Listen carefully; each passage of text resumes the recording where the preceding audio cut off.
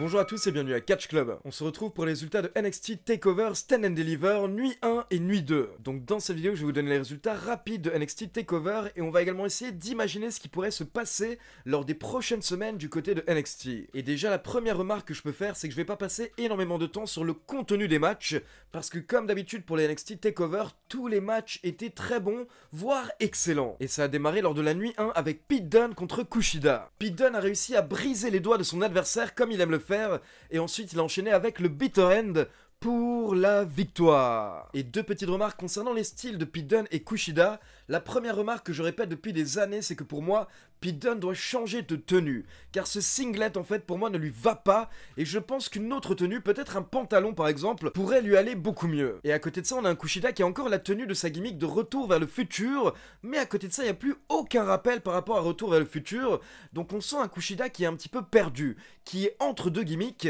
et qui ne sait pas exactement qui il est actuellement du côté de NXT, donc je pense vraiment qu'il faut faire évoluer le personnage de Kushida, qui s'est un petit peu perdu depuis qu'il est arrivé à NXT. On enchaîne avec un match à élimination et le vainqueur affrontera Johnny Gargano le lendemain pour le titre nord-américain. Et donc dans ce match, on avait Isaiah Scott, Cameron Grimes, LA Knight, Dexter Lumis, Leon Ruff et Bronson Reed. Le match a démarré avec Isaiah Scott et Leon Ruff, et toutes les 3 minutes, on avait un autre catcheur qui rejoignait le match. Et donc ensuite, il faut éliminer ses adversaires soit par tombée, soit par soumission. Alors personnellement, j'étais plutôt pour une victoire de Cameron Grimes parce que je l'adore depuis des années, et sa nouvelle gimmick du côté de NXT est à mourir de rire. Mais logiquement, vu que Johnny Gargano est un champion heel, on pouvait supposer qu'un face allait remporter ce match, et au final, au bout d'une vingtaine de minutes, c'est Bronson Reed qui remporte le match, en éliminant en dernier Isaiah Scott avec le Tsunami Splash. Et après le match, nous avons droit à l'entrée de Johnny Gargano, le champion nord-américain, qui vient fixer Bronson Reed. Puis on enchaîne avec l'un des matchs qu'on attendait le plus lors de ce NXT TakeOver, Walter contre Tommaso Ciampa pour le titre NXT UK.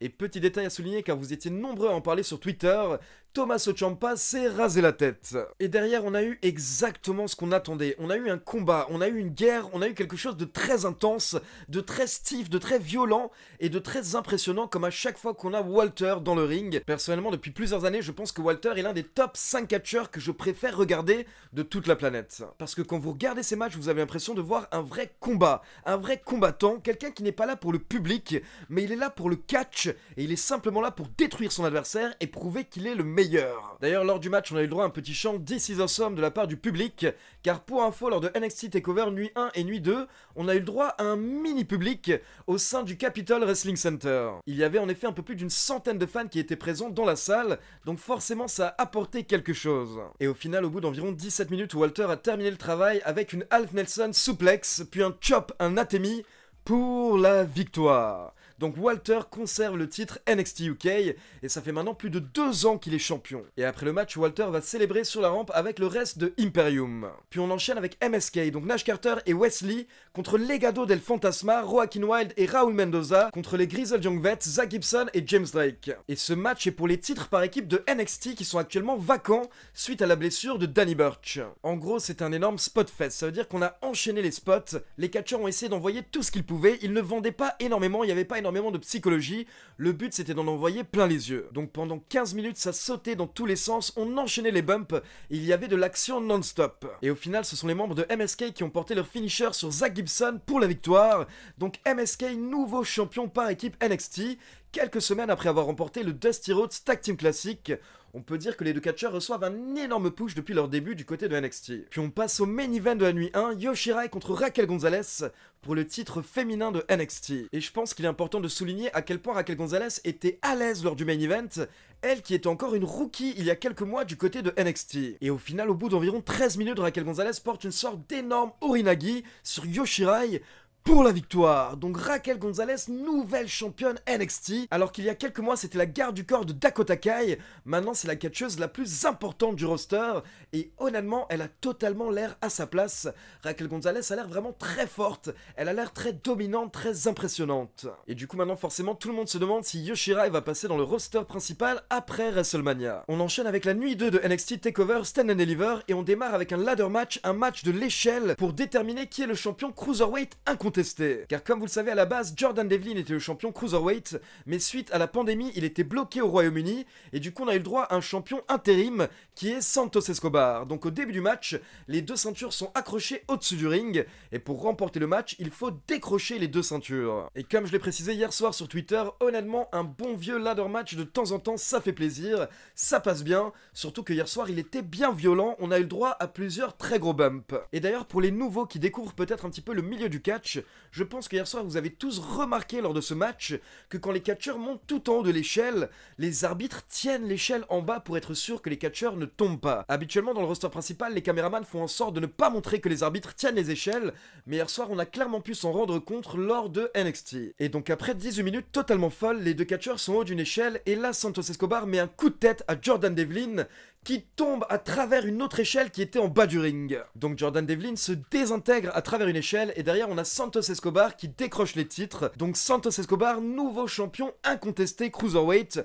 Et pour info, il faut également savoir que Joaquin Wilde et Raúl Mendoza sont intervenus pour l'aider lors du match. On enchaîne avec un match pour les titres par équipe féminin de NXT avec les championnes Shotzi Blackheart et Ember Moon contre Candice LeRae et Indi Hartwell. Et lors de ce match, on est passé à deux doigts d'une catastrophe car Shotzi Blackheart voulait effectuer un dive vers l'extérieur du ring sur Candice LeRae et Indi Hartwell, mais malheureusement en fait elle est arrivée un petit peu trop vite et LeRae et Hartwell n'ont pas réussi à l'attraper, donc Shotzi Blackheart a sauté vers l'extérieur du ring et elle s'est explosée au sol. Mais là où elle a eu de la chance, c'est que lors de son saut, elle a réussi à rouler, donc au final elle est tombée directement sur le dos, alors qu'elle aurait pu tomber directement sur la tête et gravement se blesser. Mais au final tout va bien, heureusement Shotzi Blackheart n'est pas blessée. Donc le match continue et au bout d'une dizaine de minutes, Ember Moon porte l'éclipse à ses deux adversaires Candice LeRae et Indi Hartwell, puis Shotzi Blackheart enchaîne avec une diving senton de la troisième corde sur Indi Hartwell pour la victoire. Et donc petite remarque, comme je l'ai précisé hier soir sur Twitter, avec tout le respect du monde que j'ai pour Ember Moon, est-ce que quelqu'un pourrait juste lui dire de remonter un petit peu son pantalon parce qu'on a vu sa raie pendant tout le match. On continue avec Johnny Gargano accompagné par Austin Theory contre Bronson Reed pour le titre nord-américain. Et honnêtement, Johnny Gargano n'a jamais de mauvais match lors des NXT TakeOver et ça s'est encore une fois confirmé hier soir. Et au final, au bout d'environ 16 minutes, c'est bien lui qui remporte le match avec son Final Beat DDT qu'il a porté deux fois à Bronson Reed pour la victoire. Puis on passe déjà au match pour le titre NXT avec le champion Finn Balor contre Karrion Kross, ce qui veut dire que le main event de la nuit 2 sera Kyle O'Reilly contre Adam Cole dans un unsanctioned match. Un match où tout est permis. Et bien entendu, il y a toute une histoire entre Finn Balor et Karrion Kross, notamment le fait que Karrion Kross n'a jamais perdu le titre NXT. À la base, il avait remporté le titre de manière très dominante en battant Keith Lee, mais derrière, Karrion Kross s'était blessé et il avait dû rendre le titre vacant. Donc hier soir, il essayait de récupérer le titre qu'il n'avait jamais perdu. Et ce qui était très intéressant dans le booking de ce match hier soir, c'est qu'il était vraiment fait de sorte à mettre en avant les deux catcheurs. C'était pas un match qui était fait uniquement pour mettre Karrion Kross en avant. Finn Balor a pu également montrer pourquoi est-ce qu'il est le champion NXT, mais au final, il avait beau tout tenter, Karrion Kross se relevait à chaque fois. Et Karrion Kross a réussi à diminuer Finn Balor au cours du match en enchaînant les suplexes. Puis à la fin du match, il lui a porté deux fois son énorme coup d'avant-bras pour la victoire.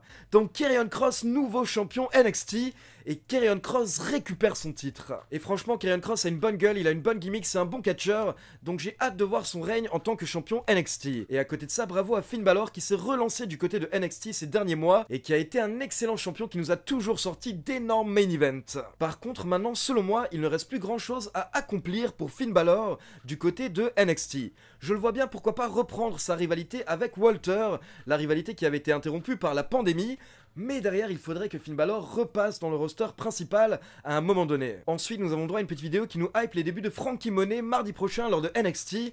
Et donc pour info, Frankie Monet c'est en réalité Taya Valkyrie qui va changer de nom à NXT. Puis on passe au deuxième main event de la soirée, Adam Cole contre Kyle O'Reilly, des anciens frères, des anciens partenaires qui faisaient partie du même clan, dit Undisputed Era, et qui se sont déchirés, qui se sont démolis hier soir. Et la première petite mauvaise nouvelle, c'est que Adam Cole et Kyle O'Reilly ont forcément fait leur entrée sur de nouveaux thèmes, donc pour le moment on n'entendra plus le thème de The Undisputed Era. Et derrière on a tout simplement eu le droit à une vraie guerre entre O'Reilly et Adam Cole, avec bien entendu l'utilisation de divers objets car c'était un unsanctioned match. Donc on a eu le droit à des chaises, on a eu le droit à des chaînes. Puis à un moment, Kyle O'Reilly et Adam Cole se battaient au niveau de l'entrée et ils sont passés tous les deux à travers la rampe. On a également eu le droit à un petit moment comique car Adam Cole s'est énervé et il a frappé l'arbitre.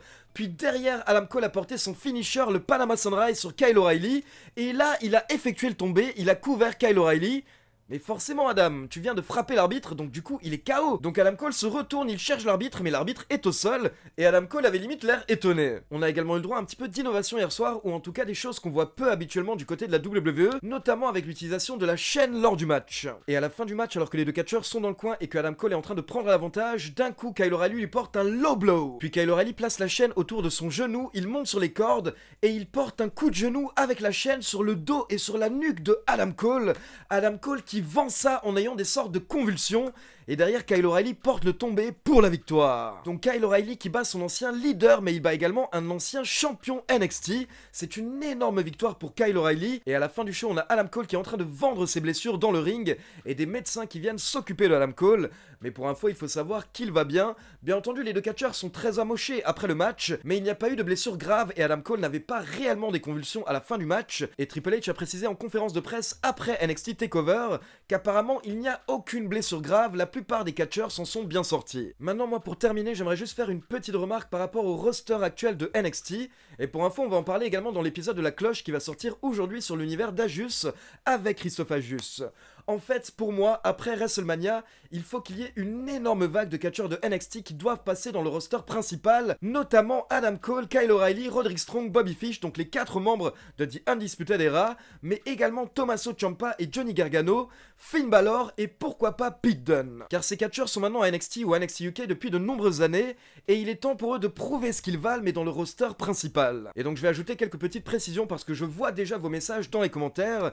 Donc d'abord, je ne dis pas qu'il faut tous les faire passer dans le roster principal d'un coup, car je sais que 9 catcheurs d'un coup ça ferait beaucoup. Mais pourquoi pas commencer par exemple avec Tommaso Ciampa et Adam Cole, qui clairement n'ont plus grand chose à faire maintenant du côté de NXT, et derrière enchaîner par exemple avec Roderick Strong et Bobby Fish en équipe, puis dans quelques mois, une fois que Johnny Gargano a perdu son titre, on peut également faire monter Gargano, et également dans quelques mois Finn Balor, une fois qu'il aura terminé sa potentielle rivalité avec Walter. Donc d'abord j'ai des gens qui disent qu'apparemment Johnny Gargano, Tommaso Ciampa et d'autres ne veulent pas monter dans le roster principal, ce qui est totalement faux. En effet, Gargano et Ciampa et d'autres catcheurs ont dit qu'ils sont bien à NXT, mais ils n'ont jamais dit qu'ils vont refuser de monter dans le roster principal.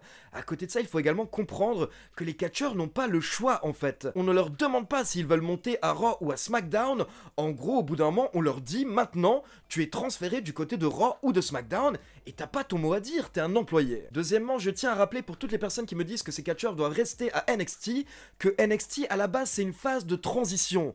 NXT c'est une sorte d'école pour former les gens avant qu'ils passent à Raw et à SmackDown. Je rappelle que NXT ça veut dire next merde, donc c'est censé former la future génération, c'est censé former les futurs main eventers, les futures stars. Donc tu ne peux pas passer toute ta carrière à NXT, c'est totalement illogique, ce n'est pas pour ça que NXT a été créé. Et justement quand on a des catcheurs comme Ciampa, Gargano ou les membres de The Undisputed Era qui restent à NXT depuis 3 voire 5 ans, bah le problème c'est qu'au bout d'un moment en fait ça vole des places et ça crée un bouchon, ça devient bouché du côté de NXT parce que pendant ce temps la WWE elle n'arrête pas d'embaucher des nouveaux catcheurs, de jeunes catcheurs, et justement ces jeunes catcheurs doivent se former à NXT. Surtout qu'actuellement on n'a plus de live event, on n'a plus de house show, donc le seul moyen de former les nouveaux catcheurs c'est à NXT. Donc si vous enlevez Gargano, Ciampa, les membres de The Undisputed Era, Finn Balor, etc., bah ça crée de la place pour les jeunes. Sinon qu'est-ce qu'on va faire avec les jeunes? Qu'est-ce qu'on va faire avec les dizaines de catcheurs que la WWE continue d'embaucher année après année? Vous vous rendez pas compte qu'au bout d'un moment il va y avoir un bouchon et ça va créer un énorme problème. À côté de ça, il faut également comprendre que NXT c'est la Ligue 2.